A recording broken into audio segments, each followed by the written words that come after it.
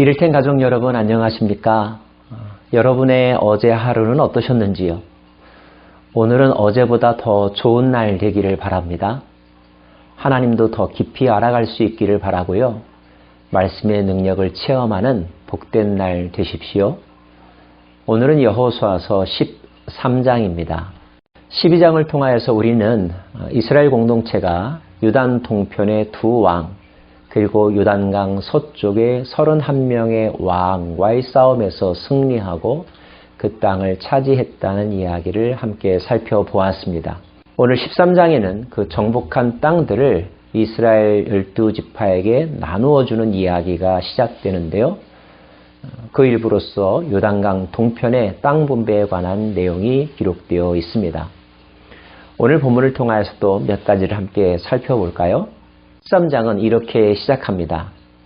여호수아가 나이 많아 늙음에 여호와께서 그에게 이르시되 너는 나이 많아 늙었고 얻을 땅이 매우 많이 남아 있도다. 여러분, 이 즈음에 여호수아의 나이가 어느 정도였다고 생각이 되십니까? 여호수아는 110세의 나이에 하나님의 부름을 받았습니다. 세상을 떠났다는 뜻입니다. 여호수아가 모세의 뒤를 이어 가나안 정복 전쟁을 시작했던 것은 90세 중반으로 추정합니다. 생각보다 많지요? 지난 6년여 기간 동안 정복 전쟁을 성공적으로 잘 수행했습니다. 12장에서 살펴본 것처럼 많은 땅을 차지했고 난공불락의 요새들을 점령했습니다. 그러나 그것으로 모든 것이 끝난 것은 아니라는 것입니다. 더 해야 될 일들이 남아있다는 거죠. 문제는 여호수아의 나이가 너무 많았다는 것. 자, 그렇다면 남은 일들은 어떻게 해야 될까요?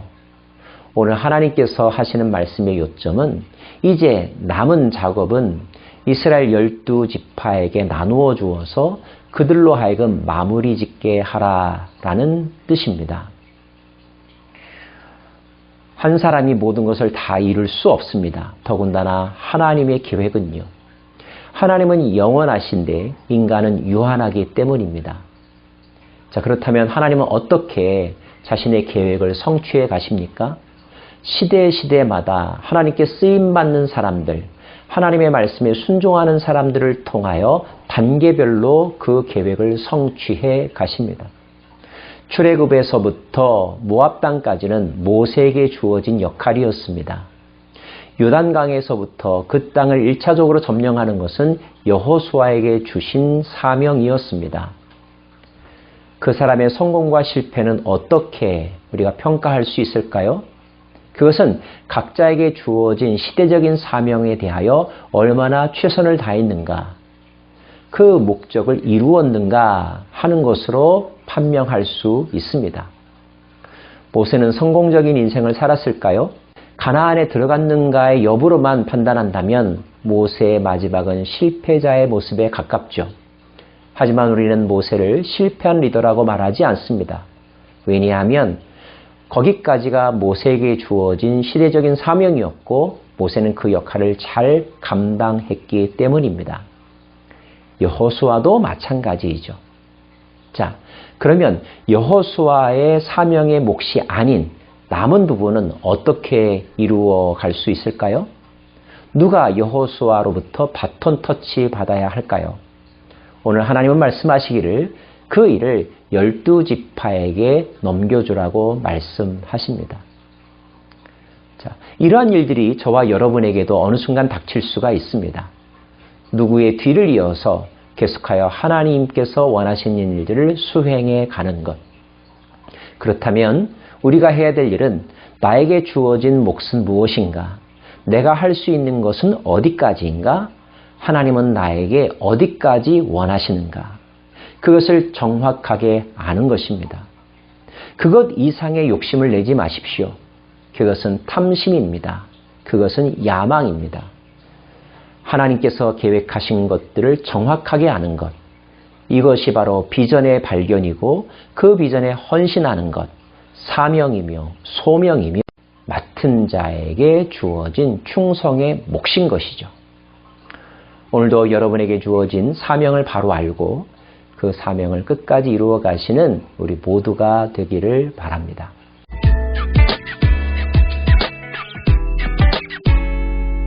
두 번째, 오늘 본문에는 요단강 동편의 땅을 분배하는 이야기가 나옵니다. 요단강 동편에서 이스라엘이 물리친 왕은 바산 왕 옥과 아모리 왕 또는 헤스본 왕 시혼의 땅이었죠.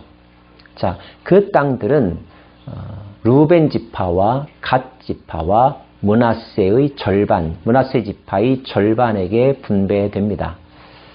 자, 어떻게 해서 그들에게 땅이 돌아갔을까요?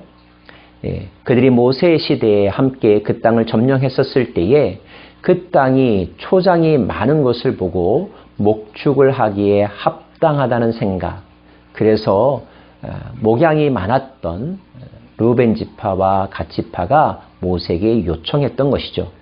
이 땅을 우리들에게 달라라고 말입니다. 모세는 그들의 청을 받아들였습니다. 그리고 다짐도 했죠. 이 땅을 너에게 주지만 그러나 너희들은 끝까지 정복전쟁이 마칠 때까지 선봉에 서서 전쟁을 치러야 한다. 모든 전쟁이 끝나고 난 다음에 이 땅을 너희에게 주겠다라고 약속했고 그 약속은 여호수아 때에 비로소 성취가 됩니다. 그런데 우리가 여기서 한 가지 묵상할 부분이 있습니다. 그들은 분명 다른 지파들이 미처 이야기하지 않았을 때에 그 땅을 달라고 먼저 요구했던 사람들입니다. 썩 좋아 보이지는 않습니다. 결국 모세는 그 땅을 그들에게 나누어 주었습니다. 그리고 남은 지파들, 요단강 서쪽의 땅을 기업으로 분배받지요. 그런데 여러분 아십니까? 요단강 동쪽의 이 땅들은 다른 민족의 침입을 받아서 초토화가 되었다는 사실 말입니다. 저는 이 장면을 묵상하면서 아브라함과 롯의 이야기가 생각이 났습니다. 그들이 식구가 많아지자 영토 문제로 인하여서 갈등이 생겼죠. 그때 아브라함이 롯에게 어느 땅을 원하는지에 대해서 선택권을 줍니다. 그리고 자신은 네가 좌하면 나는 우할 것이고 네가 우하면 내가 좌하겠다라고 말하죠. 결국 롯은 눈에 보기에도 좋아 보이는 땅을 선택했습니다. 실리를 챙겼다고 말할 수 있습니다. 그리고 행복했겠죠. 그러나 여러분, 길게 봤을 때 그 땅은 정말로 행복한 땅이었던가요? 그렇지 않았습니다. 오히려 아브라함이 선택했던 그곳이 하나님께서 약속하시고 허락하신 땅이었고 아브라함은 그 땅에서 그가 들었던 하나님의 말씀, 복이 되는 삶을 살았다는 것. 오늘 여러분은 무엇에 관심이 많으십니까? 여러분이 관심을 갖는 그 대상에 대하여 다른 사람들도 관심을 갖고 있을 것입니다. 그리고 우리는 경쟁하죠. 먼저 갖기 위해서 말입니다. 그런데 우리가 진정 하나님을 믿는 사람이라면, 우리에게 좋은 것을 주시는 하나님의 성품을 의지하는 사람이라면 그 순간에 우리의 관용을 나타낼 수 있는 영적인 성숙함이 있으면 얼마나 좋을까요? 눈에 보이는 것이 다가 아니라고 하는 믿음을 가진 사람답게 행동하면 얼마나 더 좋을까요? 때로는 지금 내가 손해를 보는 것 같지만 다른 사람을 위하여 희생을 자원하는 모습을 보이면 어떨까요? 우리가 그런 선택을 할 때 하나님이 기뻐하시지 않겠습니까? 기뻐할 뿐만 아니라 우리에게는 그것을 먼저 갖고자 했던 사람이 누릴 수 없는 또 다른 새로운 더 큰 은혜를 우리에게 부어주시지도 않겠습니까? 이런 특별한 하나님의 기적을 경험하는 저와 여러분 되기를 간절히 바랍니다.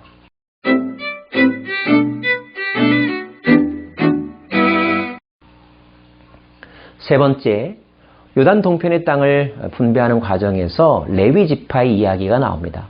레위 지파에게는 땅을 기업으로 배분하지 않았다는 이야기죠. 성읍은 물려받았지만 땅을 분배받지는 않았습니다. 이것은 하나님의 명령에 따른 것이죠.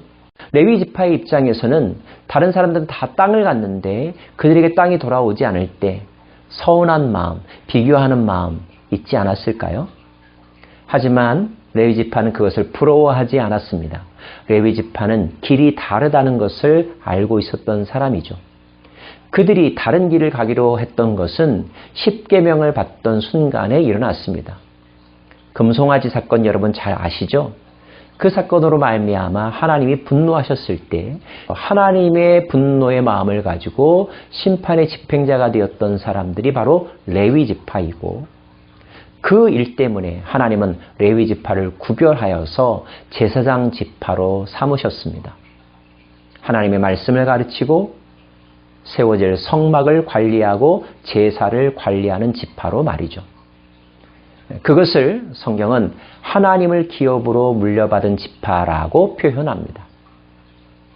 다시 말하면 다른 지파들이 보이는 땅과 물질을 유산으로 물려받았다면 레위 지파는 하나님을 유산으로 물려받은 지파였다는 것입니다. 레위 지파는 하나님을 그들의 기업으로 삼는 것을 최고의 복으로 여겼고 하나님과 동행하는 것에 행복을 느꼈으며 그 일을 끝까지 걸어갔던 구별된 지파였습니다. 사랑하는 여러분, 저와 여러분은 이 시대의 레위 지파로 부름받은 사람들입니다. 하나님을 가장 가까이에서 모시고 하나님의 말씀을 맡았다고 자부하는 우리가 세상 사람들과 똑같은 성공과 명예와 사치와 즐거움을 부러워하면서 우리의 신세를 한탄한다면 그것은 결코 하나님이 기뻐하시는 모습이 아닐 것입니다. 하박국 선지자는 외양간에 송아지가 없고 포도나무에 소출이 없어도 오직 여호와 한 분만으로 인하여 기뻐하고 즐거워한다고 말하지 않았습니까? 다니엘도 그리 아니하실지라도 하나님께 감사하며 여호와를 즐거워한다고 고백했습니다. 사도 바울도 가난이나 또는 부함이나 그것이 중요하지 않다고 말하면서 예수 한 분만으로 사는 것, 하나님의 자녀로 사는 것, 이것만으로도 충분하다고 신앙 고백하고 있지 않습니까? 저와 여러분에게는 그와 같은 믿음이 있는지요? 타인의 형통함에 대하여 초연할 수 있는 영적인 파워를 가지고 계신지요? 정말로 하나님 한 분만으로 만족하며 하나님의 말씀의 양식을 먹는 것만으로도 충분히 배부르다고 고백하며 살아갈 수 있겠는지요? 적어도 그런 방향의 삶을 살아가는 우리 모두가 되기를 간절히 바랍니다. 기도하겠습니다. 자비로우신 하나님, 여호수아를 통하여 큰 전쟁을 마치신 하나님은 이제 각 지파들에게 사명을 나누어 주고 남은 일들을 끝까지 완성하라고 말씀하십니다. 우리는 어떤 사명을 물려받았을까요? 우리는 죽기 전까지 어떠한 일을 이루며 살아야 할까요? 깨닫게 하시고 그 사명을 이룰 수 있는 능력과 자세도 또한 허락하여 주옵소서. 오 주님, 우리는 하나님을 기업으로 분배받은 거룩한 백성입니다. 오직 주님만으로도 만족한다고 노래하는 사람들입니다. 그 노래에 합당한 가치관과 행동과 생활 모습을 갖추며 살아가는 우리 모두가 되게 하여 주옵소서.